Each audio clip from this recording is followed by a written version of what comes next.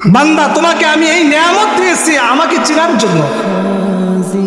কারণ বান্দা তুমি যখন রাস্তা দিয়ে হাঁটবা, হাঁটার পরে দেখবা যে কত অসহায় মানুষ যার দুইটা হাত নাই, কত অসহায় মানুষ যার দুইটা পাও নাই, কত অসহায় মানুষ যার দুইটা চক্ষু নাই।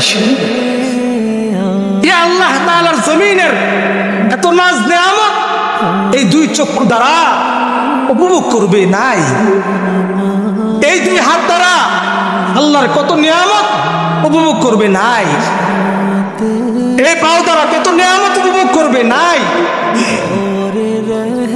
এই জন্য আল্লাহর পয়গম্বর বলেন উপরের দিকে তাকাও, তাহলে তোমার চাহিদা শেষ হবে না। আর সবসময় যদি তুমি নিচে তাকাও তাহলে দেখবা যে তোমাকে আল্লাহ তাআলা যা দিয়েছে দেখে এটার দ্বারা তৃপ্ত তুমি।